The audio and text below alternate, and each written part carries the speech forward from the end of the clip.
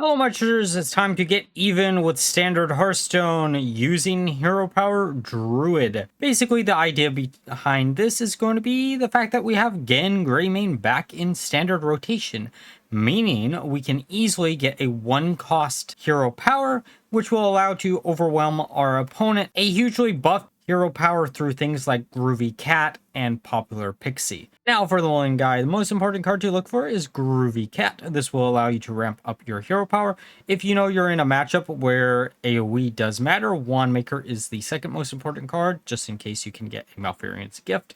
And finally, you're going to be looking for any type of draw power or ways to ramp up your mana. Now, with that all being said, let's look at some games.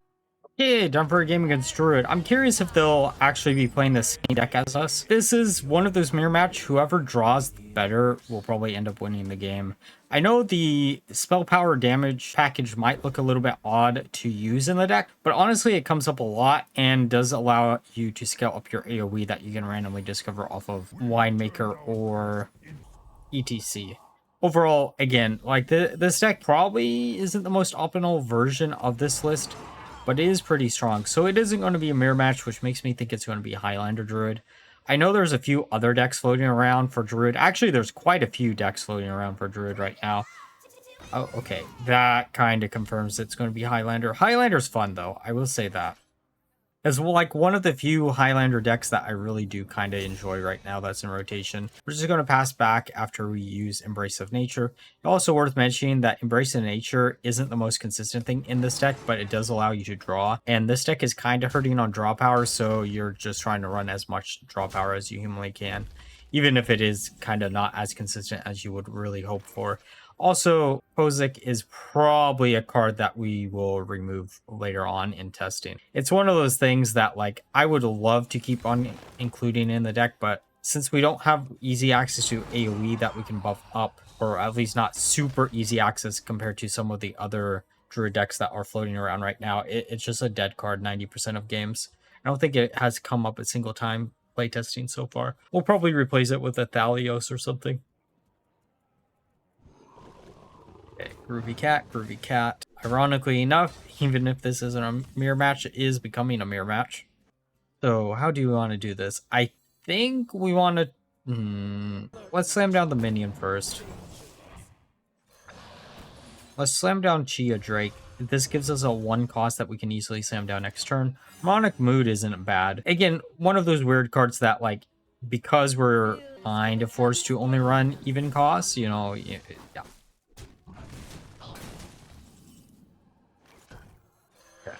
Let's spell power, use bottomless. Hopefully we can get something good. Lifebinder's Gift is probably the best bet there. I don't think it's a great bet, but it is a decent one, right? Okay, we can hero power. Probably should have actually traded it into the Aviana instead of the 1/1. Taking 5 damage 2 turns in a row is not going to be fun. But to be fair, like if this is Highlander, we should be a little bit careful with our cats just to make sure they don't get poofed away behind a Reno Jackson, which I know could in theory happen. Okay, there's Wand Maker. Wand Maker grabs us. Malfurion's Gift probably. Oh, okay. Forest Seedlings. Not technically what I want to see, but it is what it is. All right, draw a few cards.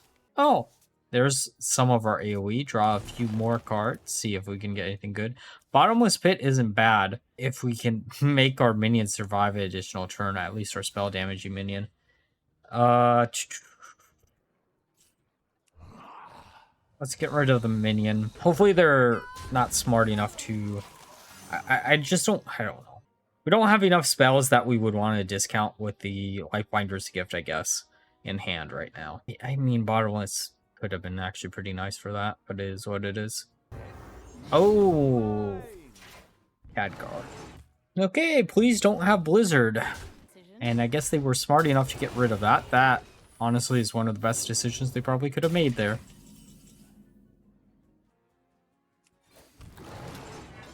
I'm going to use Forbidden Fruit here, probably. Never mind. Let's go with Mood. I needed some way to test. Oh, I really wish we had a spell damage minion on board. That would have been really great. I'm assuming that last, or that secret is probably going to be Ice Barrier, right? Yeah. Could have, oh, actually it couldn't be anything else because I think Khadgar only gets you Ice Barrier, Rune, or Counterspell, or maybe it's just Rune and, not Rune, Counterspell and Ice Barrier.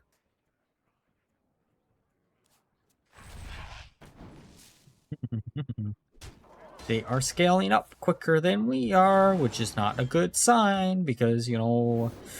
Oh, another secret. So Ice Barrier or Counterspell. Oh, that's interesting. Let's get rid of Khadgar. We're going to choose a 1-cost weapon for 1 Fury. The reason why we do this is... Sure, we would love to get a 5-cost or a 10-cost weapon, but like 99% of the time, the 10-cost weapon is going to do nothing for 90% of the game, and we can use the 1-cost weapon on the same turn we pop off with all of our buffed hero powers through popular pixie and such. Because right now, as soon as we draw into Sing Along Buddy, each of our hero powers will give us 10 attack. Forbidden Fruit, let's just pass. The idea there would be maybe we could gain 6 armor, but I don't think if they're playing the Owl variant of the deck, then I don't think that's going to help us too much. Then again, we don't know if they're playing Reno, Owl, Hybrid. There's a bunch of different decks that they could be possibly playing, all of which feel kind of bad against us right now. Draw 2. Okay, well... Well,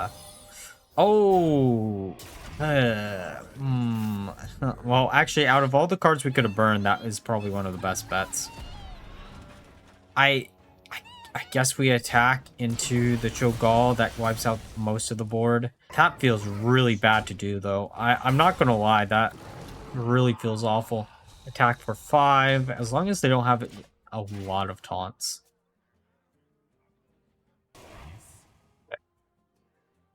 We can deal with 1 taunt because we do have that excavating tool in hand.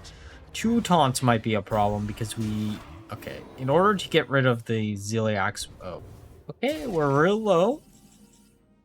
Oh, ETC actually is legitimately probably what we want to see here. Yeah, let's use ETC. Probably going to grab Yogg. Geppetto actually never came up. I will say this. We probably should put in Celestial Projectionist. Up to this point, I just kind of forgot the card existed, which is why it isn't in the deck. At least this variant of the list. We could easily swap out Geppetto for a Celestial Projectionist there, just because that's an easier card to use in combination with ETC. And then we also could probably fit a second Projectionist over something like Harmonic Mood number 2. Really wanted that in my hand, not gonna lie. The question is, do we survive if we steal the Ziliax? Because if we steal Ziliax... Oh, there's Sing-Along Buddy. It does get rid of 1 minion on board. And it also, in theory, gets rid of a lot more. We could also just wipe out the board. Nah, let's go with taking Ziliax. Come on, don't hit my face. That's the second best or worst option. So, let's get rid of the big minion, get rid of the dirty rat. I'm going to pass it back to our opponent. Just gaining 1 more armor just in case they are playing a Hero Power variant of the deck. Or not Hero Power, Owl variant. Okay, so it is Owl. Or not Owl, Reno. I guess we slam down Enar because the chances of Enar actually being destroyed next turn probably is pretty low. Actually... Mathematically, let's just slam down Enar. They'll probably focus down our face. The chances of a Reno variant of Druid actually being able to do 30 damage in a single turn should be pretty low. Other variants of Druid probably pretty high, but this one for sure. Oh, that could be bad. I did not consider the Yogg. Oh no, please. Well then, well, you know.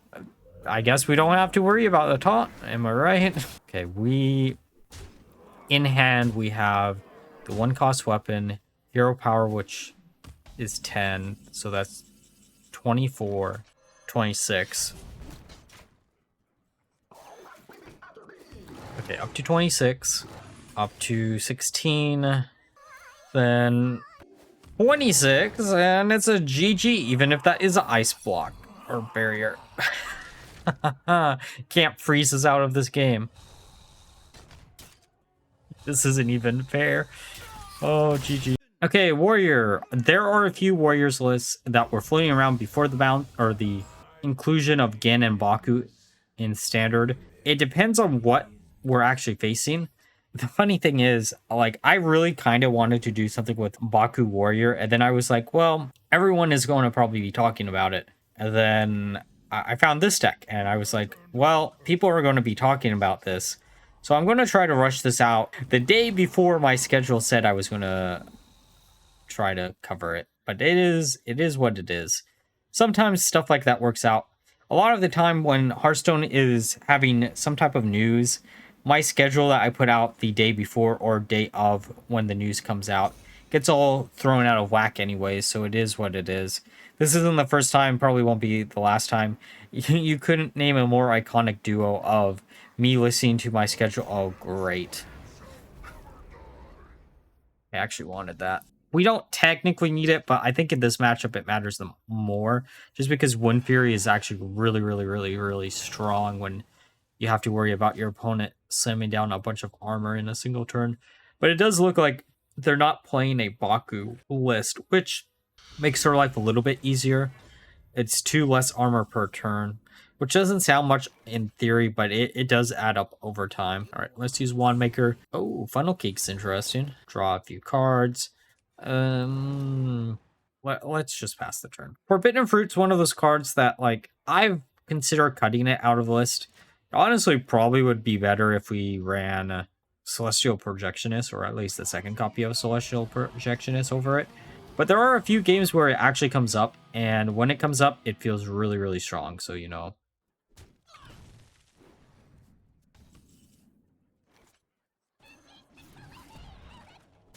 Let's get rid of the majority of the minions. I'm still hoping for a way to maybe bounce back good old Ignis here, but it probably isn't going to come up, to be honest. I'd assume it probably won't come up. I would love it to come up, but I honestly don't think, unless they don't trade and we somehow, I'm pretty sure, oh, okay, never mind. I was going to say, I'm pretty sure we have a Celestial Projectionist in this list at this point. Okay, how do we want to do this? We kind of want to get rid of the minions. Let's go for the spell damage and then grabbing a few additional cards. Oh, Groovy Cat's actually a really good duplication there. So I guess we just Hero Power face, right?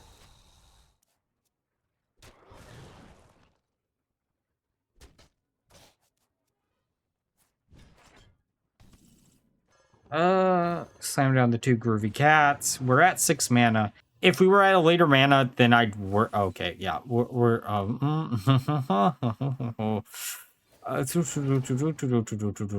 that is not what I was wanting to see there. I will be completely honest with you. The 2 high cost nature spells was exactly the opposite I wanted.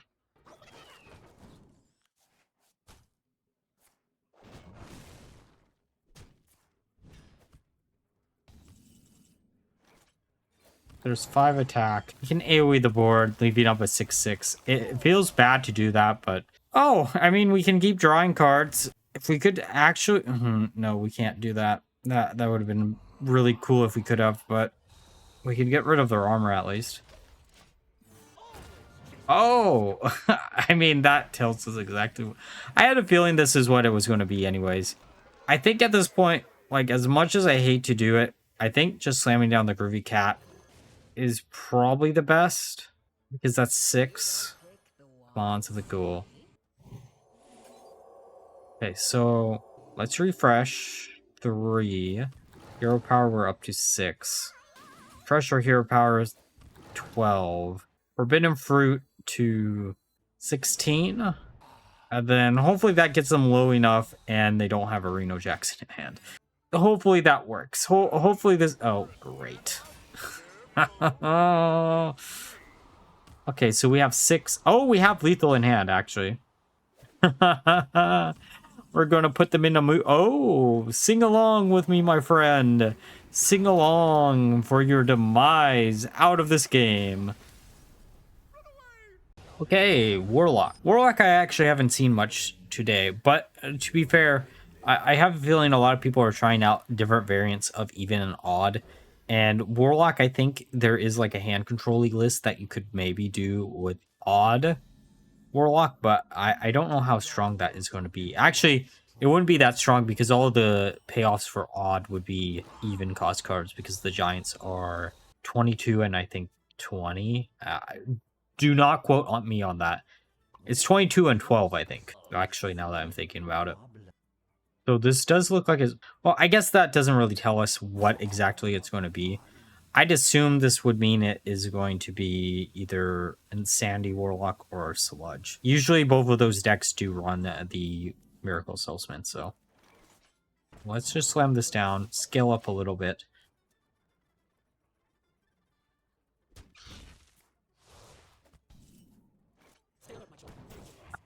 We're going to scale up as quickly as we can. I think scaling up here is probably the best idea. Could also hero power, I guess, but yeah. No, let's scale up. This will mean our hero power is 5 attack every use for 1 mana. Pretty good. Pretty good.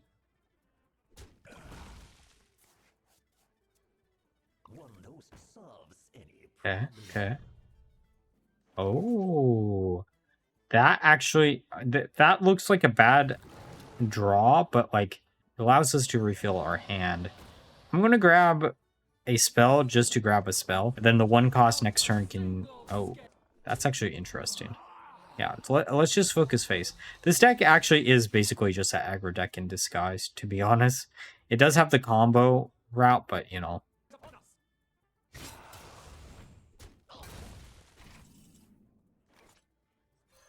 Let's grab the 1 spell damage. Slam down our bottomless pit. All of these options are not really what I want to see.